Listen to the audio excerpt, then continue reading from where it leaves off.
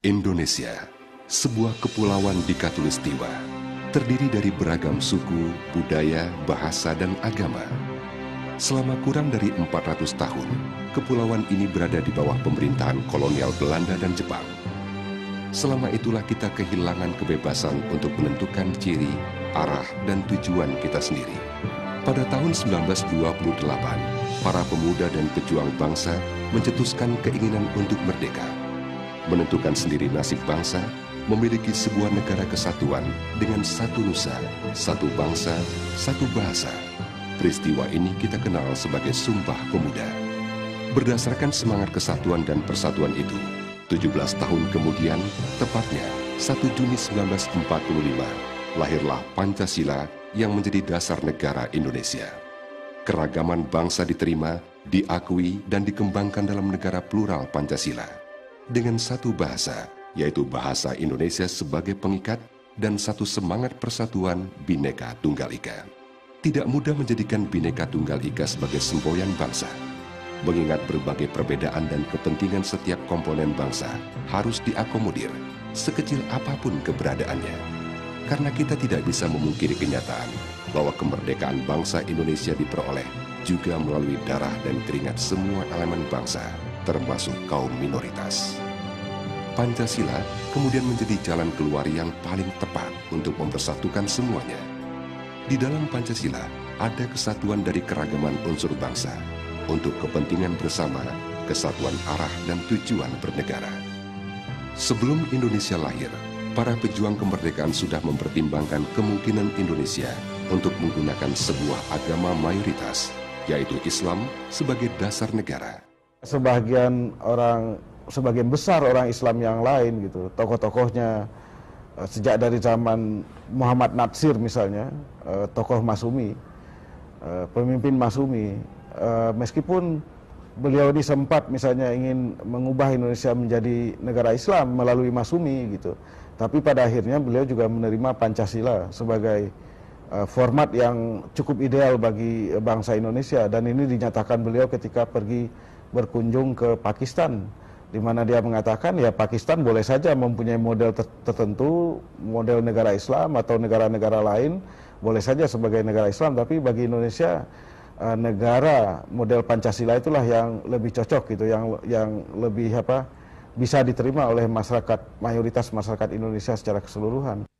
Muhammad Hatta, Natsir, Muhammad Rum, dan beberapa tokoh Islam lain turut dalam diskusi persiapan kemerdekaan. Ketua Nahdlatul Ulama Kiai Haji Wahid Hashim yang saat itu turut dalam diskusi bahkan menyatakan bahwa kebesaran agama Islam justru terlihat nyata ketika umatnya memberikan rahmat berupa kebebasan dan penghargaan bagi umat lain yang juga turut berjuang untuk keangkaan Indonesia. Ya, Islam seperti semua agama bagi saya membentuk masyarakat. Nah, masyarakat ini yang membentuk negara, jadi bukan agama langsung buat negara.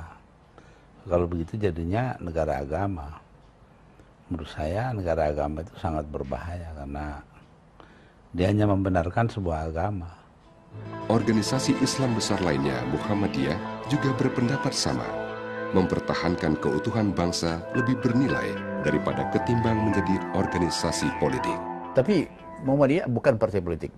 Pernah sebentar pada akhir masa jabatan Bung Karno dahulu, Presiden pertama, dia menjadi Orsospol, organisasi sosial tapi berfungsi politik.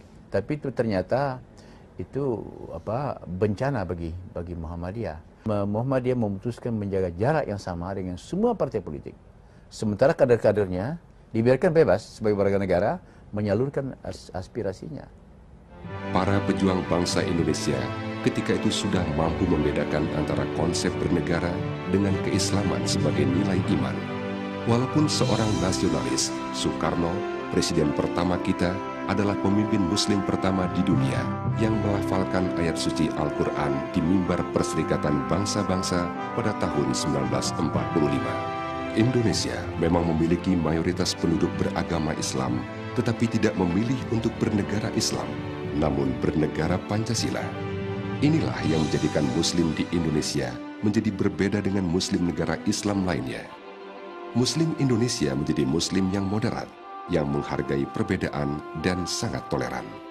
Ya, Islam adalah Islam yang ini, yang ingin menjadikan Islam hanya sebagai, bukan hanya, tapi sebagai sebuah etika politik gitu, tanpa menjadi sebuah sistem politik, menjadi landasan nilai bagi sebuah sistem kenegaraan Indonesia,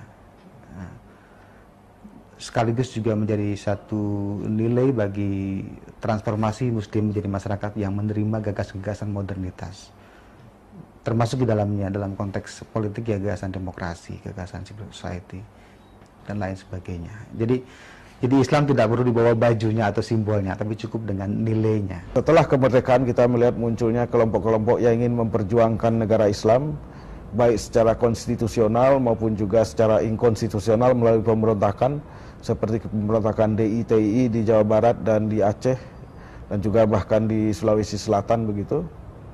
Tetapi usaha-usaha seperti ini, radikalisme dan usaha untuk mengubah Indonesia dari negara Pancasila menjadi negara Islam itu mengalami kegagalan. Bukan hanya karena memang aparat keamanan kita, TNI, berhasil menumpas mereka, tapi kelompok-kelompok seperti ini gagal di dalam mendapatkan dukungan dari mayoritas kaum muslimin di Indonesia. Nah, tapi kita sering menganggap Islam itu mayoritas, karena itu ya harus diikuti semua orang lah. Itu yang parah, karena semua orang nggak mengikuti. Kalau semua mengikuti gerakan Islam, PAN, NU, Muhammadiyah, lalu partai-partai Islam kayak P3 sudah menang dari dulu. Nyatanya menang ya Golkar, PDI Perjuangan, dan sebagainya. Para pakar politik dan organisasi senior berpendapat bahwa memformalkan negara syariat belum tentu akan menghasilkan negara yang Islami, tapi malah mereduksi agama pada simbol-simbol keagamaan saja, sehingga tidak memberi faedah yang menguntungkan. Ya, ini merupakan masalah perdebatan ya, apakah Islam itu diformalkan, syariat Islam itu diformalkan sebagai suatu dasar negara, ataukah nilai atau values-nya yang kita ambil dan kita cerminkan dalam kehidupan para politisi dan kehidupan masyarakat umum. Perdebatan ini sudah lama kan, sejak Undang-Undang 45 pada tahun 45 ya, dengan Piagam Jakarta itu yang menjadi kontroversi, yang kemudian dihapuskan 7 kata gitu ya, dengan kewajiban menjalankan syariat Islam bagi pemeluknya. Itu kan pada akhirnya dihapus ya pada Piagam Jakarta. Itu selalu muncul lagi perdebatan itu pada waktu transisi pemilu. Penelitian saya di Aceh ya, Aceh yang sudah melaksanakan syariat secara formal pada tahun 2000 mereka mulainya. Saya melakukan penelitian tahun 2002, jadi 2 tahun setelah formalisasi syariat itu ya, menunjukkan ada beberapa hal ya. Pertama, pereduksian agama pada simbol-simbol dan pada asosiasi dengan Arab.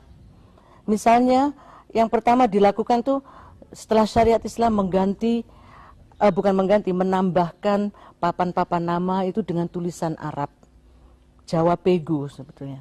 Kemudian jalan-jalan diganti pakai kemudian kalimah-kalimah thayyibah, Allahu Akbar, segala itu ditulis besar-besar begitu. Nah itu kan simbol ya. Sebetulnya beragama kan bukan diletakkan pada simbol-simbol seperti itu. Tapi beragama, kalau tujuan agama adalah kemaslahatan, ya bagaimana kita sebagai orang beragama dapat memberikan manfaat kepada orang lain. Apalagi setelah terjadinya reformasi ini, munculnya upaya-upaya untuk menjadikan agama itu sebagai identitas. Nah karena identitas, maka kemudian agama dijadikan semacam ideologi yang kemudian vis-a-vis dengan penganut agama yang lain. Jadi gambaran bahwa perasaan sebagai satu bangsa itu kemudian dipakai sebagai identitas orang Indonesia, itu akhir-akhir ini mengalami erosi karena maunya diganti oleh identitas agama. Sehingga yang dinomorsatukan itu solidaritas agama, dan itu nanti direduksi juga agama, misalnya agama Islam itu aliran yang mana begitu. Nah ini mengalahkan erosi atau mengalahkan ya rasa kebangsaan itu. Islam itu secara teologis satu, Tapi Islam sebagai ekspresi politik, Islam itu banyak sekali. Lihat aja beberapa partai politik, Anda lihat bermacam-macam itu. Partai Islam yang ada partai yang berasal Islam, ada yang partai yang berbasis umat Islam ya. Yang berdasar Islam ini pun juga terpecah-pecah, tidak karu-karuan. Karena yang dominan sangat kepentingan jangka dekat.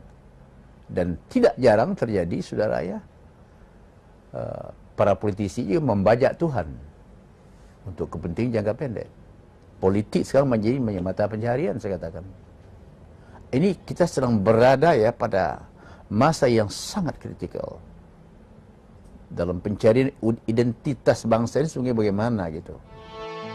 Sebagai mayoritas, umat Muslim Indonesia di masa kini perlu memiliki makna yang lebih dari sekedar memperjuangkan negara syariah, apalagi untuk mengganti dasar negara melalui kekerasan atau teror.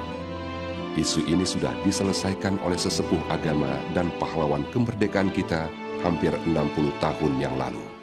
Agenda politik umat Muslim Indonesia saat ini semestinya berjuang untuk memperbaiki nasib bangsa Indonesia demi masa depan yang lebih baik.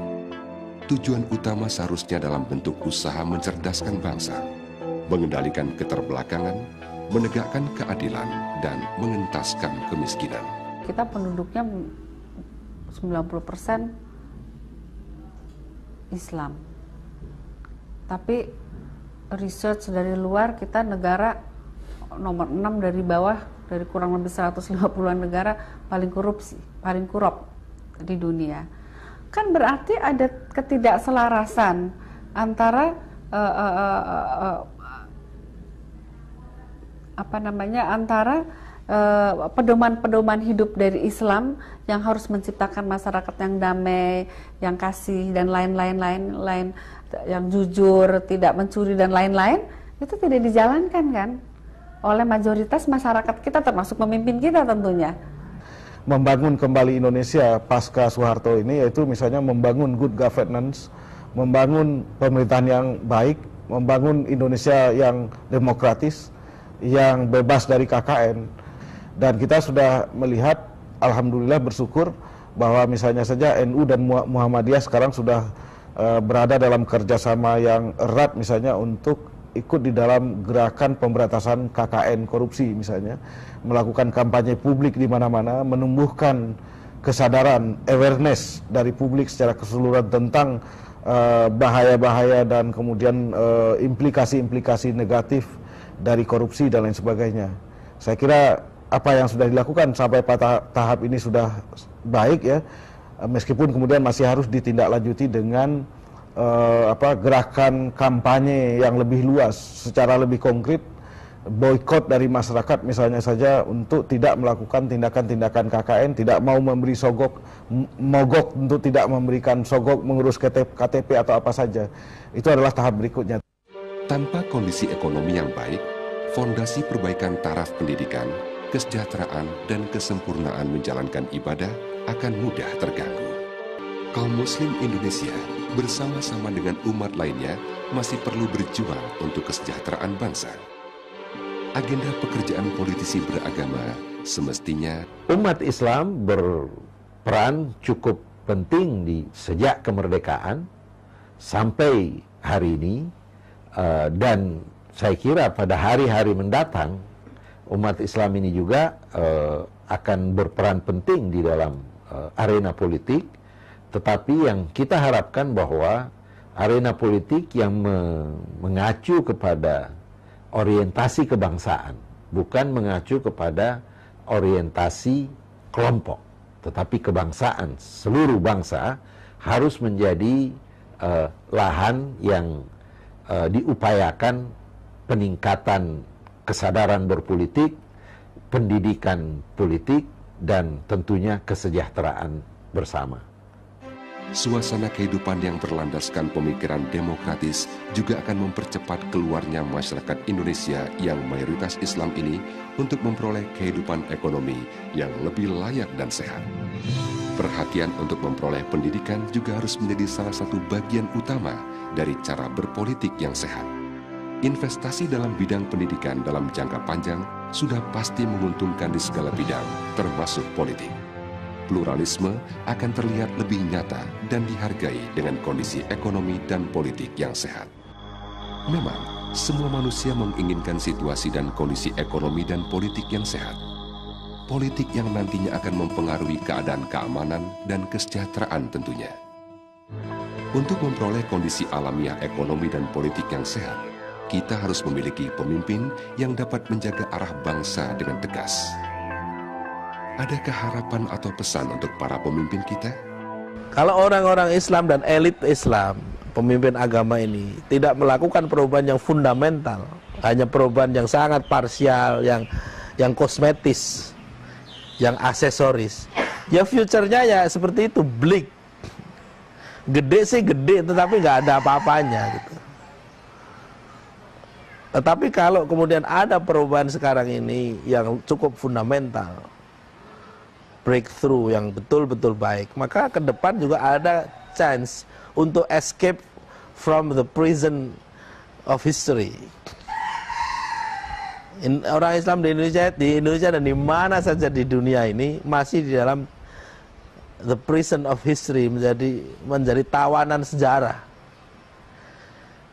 Sejak munculnya katakanlah ya modernitas ini, mereka terperangkap dan masuk di dalam prison itu karena ya kelakuan dari elitnya sendiri yang tidak bisa menangkap perubahan-perubahan itu dan mencoba untuk menengok ke belakang bukan ke depan. Pemimpin bangsa Indonesia juga harus melihat perubahan-perubahan di sekitarnya. Era globalisasi sudah seharusnya menjadi pemicu untuk para pemimpin membawa negeri tercinta Indonesia ke arah yang lebih sesuai dengan perubahan zaman. Diharapkan juga bagi mereka yang saat ini berkuasa untuk terus melihat kepada masyarakat yang membutuhkan perhatian, baik di bidang ekonomi maupun kesehatan. Jangan sampai pemimpinnya kemudian menelantarkan mereka. Merasa apa yang kita yakini ini, yang kita miliki sudah merupakan kesempurnaan. Nah itu yang menyebabkan geger. Saya merasa paling top, sampean merasa paling top. Padahal sampean bisa melengkapi saya bisa melengkapi Anda. Begitu. Di hadapan saya ya, umat Islam enggaklah itu. Terus belajar tentang agamanya, terus berusaha mengenal Tuhannya, sehingga paslah kalau kita mau mencari ridhonya, mau menyenangkan Tuhan, itu bukan menyenangkan diri sendiri. Kadang-kadang kita itu terlalu mempersonifikasikan seolah-olah keinginan kita itu keinginan Tuhan. Apa yang kita katakan itu kata-kata Tuhan. Sehingga ada yang berani ngapling-ngapling surga, neraka, kamu neraka. Ini karena dia merasa seolah-olah dirinya itu adalah wakil Tuhan yang sah itu. Nah itu karena ini tidak kenal. Dia sangat kecil sekali untuk mensejajarkan dengan Tuhan. Sangat kecil. Debu aja terlalu besar untuk manusia ini di sisi Tuhan. Jadi kalau terlalu angkuh bisa menentukan nasib orang segala macam, itu terlalu sombong, itu berbahaya sekali. Dan itu harapan saya ya umat Islam supaya kembalilah seperti tuntunannya nabinya, supaya yang tawadhu, rendah diri. Kalau apalagi yang punya kekuasaan, supaya tetap ingat bahwa bagaimanapun kuasanya tetap hamba. Masyarakat Indonesia yang hampir 90% Muslim terbukti memiliki pemikiran terbuka dan moderat. Ada sebagian kecil yang memiliki ideologi tersendiri di luar mayoritas. Tapi hal itu merupakan konsekuensi dari hidup di dalam keragaman. Moderatnya Muslim Indonesia harus bisa dijaga dengan baik. Dengan salah satu cara terbaik adalah dengan meningkatkan wawasan dunia politik bangsa serta kehidupan perekonomian yang lebih baik. Memang, kalau kehidupan ekonomi kita sehat, kehidupan politik kita sehat, maka kehidupan agama kita juga akan sehat. Pada episode berikutnya, kita akan menjelajahi pendapat berbagai kalangan tentang apa sebenarnya yang dimiliki masyarakat Muslim Indonesia dan harapan yang bisa dicapainya.